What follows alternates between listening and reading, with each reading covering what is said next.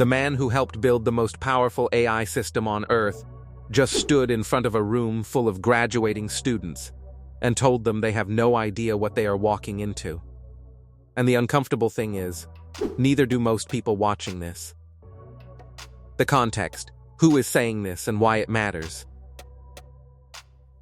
Ilya Sutskever is not a commentator or a futurist. He is one of the people who built the technology being discussed.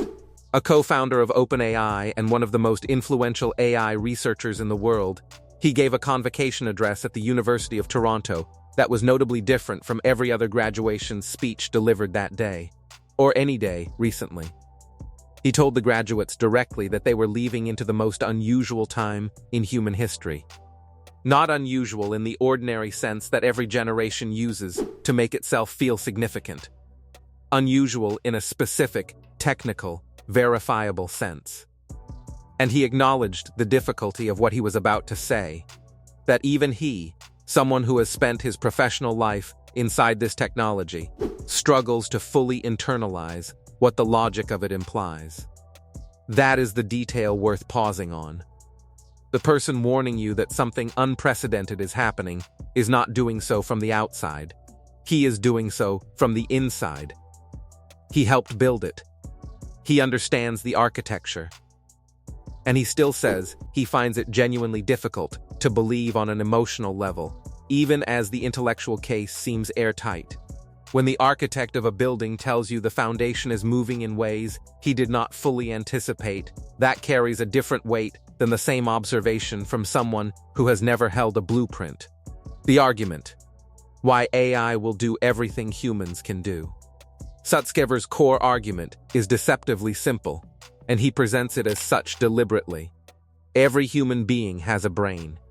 The brain is a biological computer, a physical system that processes information according to physical rules. If a biological computer can learn any skill, understand any concept, solve any problem, then a digital computer operating on the same underlying principles should eventually be able to do the same things. Not some of them, all of them. The timeline is uncertain. Some researchers say 3 years to systems that match human capability across the board. Some say 5, some say 10. The specific number is genuinely hard to predict, and Sutskever does not pretend otherwise. But the direction, that AI will continue improving until it can perform any cognitive task a human can perform, he presents as something that follows from first principles rather than from optimism or sales material. What makes this argument unsettling is not the conclusion itself. It is what the conclusion implies for the speed of everything that comes after. Once AI systems can do research, they can be used to do AI research. Once they can write code, they can be used to improve themselves. The rate of progress that currently takes years could compress into months, then weeks.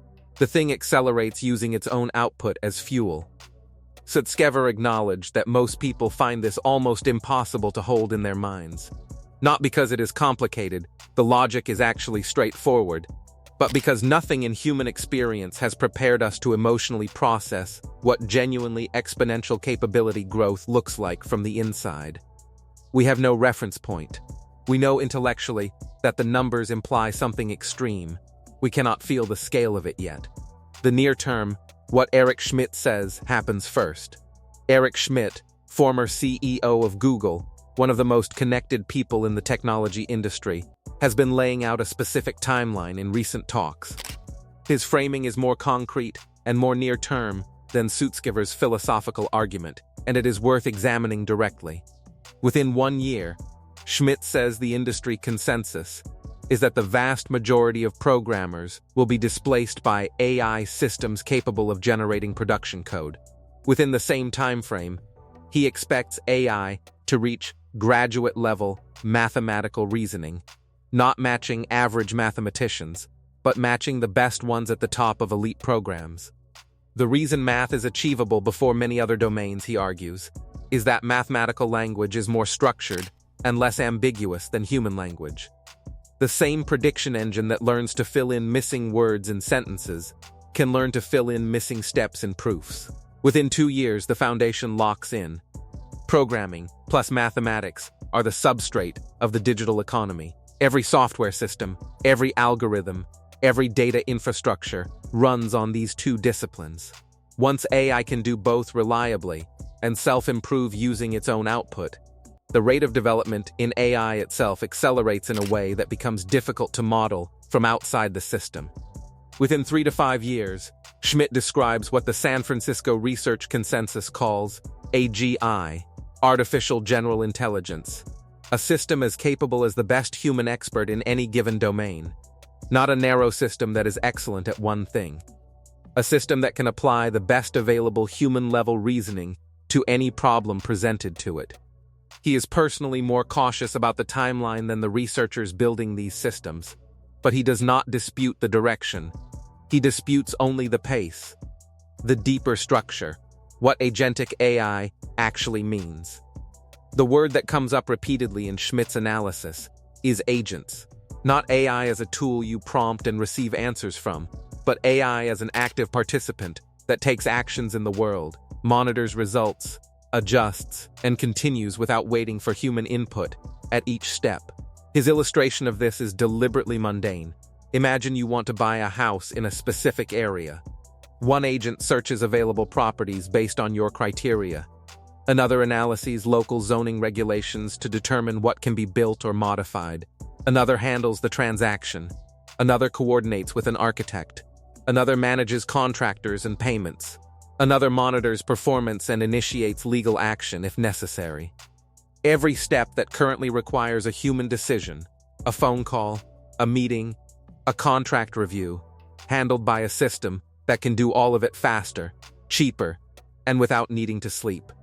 The point Schmidt is making is not about real estate. The point is that he just described every business process, every government process, every institutional workflow that currently requires human labor. The agent architecture does not target one industry or one type of job. It targets the entire structure of how organized human activity gets done.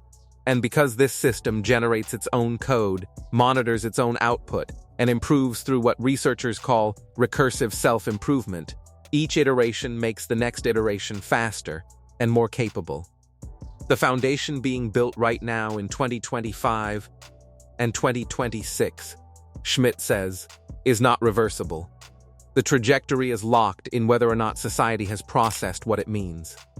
The key insight: why this is underhyped, not overhyped. Schmidt makes a specific claim that inverts the conventional assumption about AI coverage. Most people assume AI is overhyped, that the reality is more modest than the headlines suggest, and that the gap between current capability and the promised future is larger than advocates admit. His position is the opposite. AI, at the level he is describing, is underhyped. The reason is that intelligence at the scale being projected, available cheaply, at scale, across every domain, represents a category of change that has no precedent in the history of technology. Previous technological revolutions were domain-specific. The printing press changed publishing. Steam power changed manufacturing. Electricity changed energy distribution. The internet changed communication. Each transformation was large, and each took decades to fully propagate through the economy and society. What Schmidt and Sutskever are both describing is not a domain-specific transformation. It is a transformation of the substrate that every domain runs on, human reasoning itself. Sutskever closes his argument with a line worth sitting with. You may not take interest in politics, he says, but politics will take interest in you. The same applies to AI many times over. The implication is clear, whether or not you are actively engaging with what is happening in AI right now. AI is actively developing in ways that will reach into your work, your decisions, your daily life, and your understanding of what you are capable of doing that machines cannot. The choice is not whether to be affected. The choice is whether to be paying attention when it arrives. A co-founder of OpenAI who struggles to emotionally process the implications of the technology he built. A former Google CEO mapping out a timeline where AGI arrives within 5 years, and recursive self-improvement is already underway.